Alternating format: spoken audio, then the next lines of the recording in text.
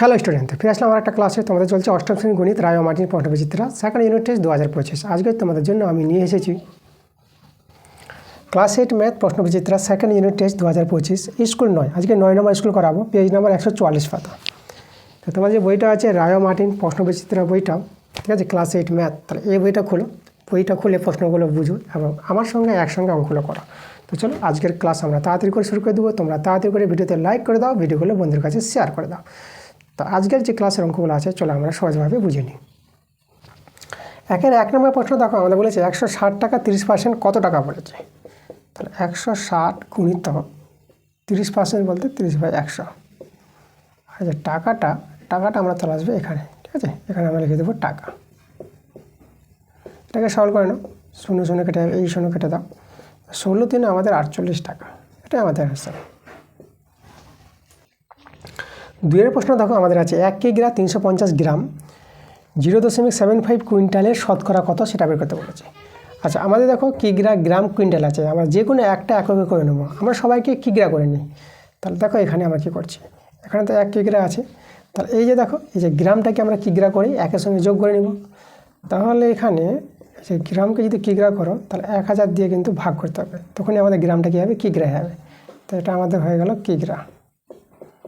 এবার একেও যদি কিগ্রা করি, দেখো কুইন্টাল আছে, তাহলে কুইন্টালকে 100 দিয়ে গুণ করবা, তাহলে কী হয়ে যাবে, কিগ্রা হয়ে যাবে, কিগ্রার শতকরা, ঠিক আছে। দেখো এই যে কিগ্রা এবং গ্রামের মধ্যে পার্থক্য হচ্ছে 1000, তার জন্য আমরা গ্রামকে 1000 দিয়ে ভাগ করলে কিগ্রা পেয়ে যাব। আর কুইন্টাল আর কিগ্রার মধ্যে পার্থক্য হচ্ছে 100, মানে 100 কিগ্রায় 1 কুইন্টাল।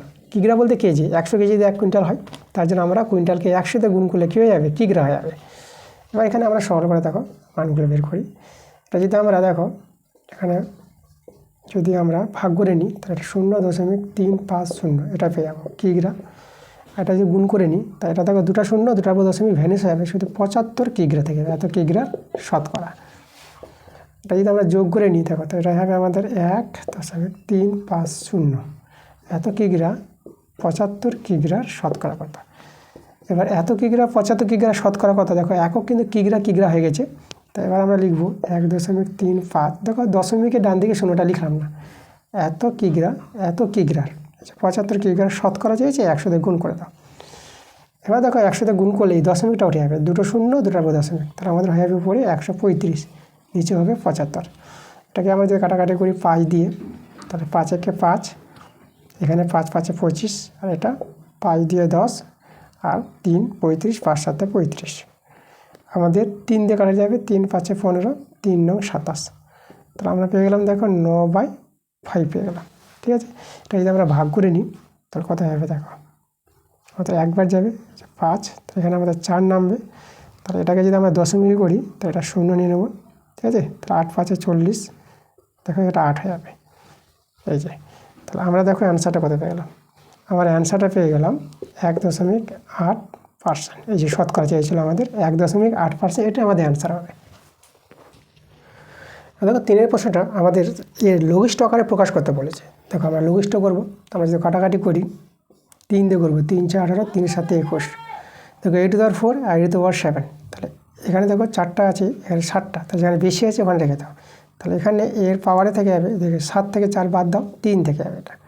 এখানে b^5 b², তাহলে এখানে b বেশি আছে, তাহলে এখানে থেকে যাবে 5টা থেকে 2টা বাদ, তাহলে এখানে b³ হয়ে যাবে।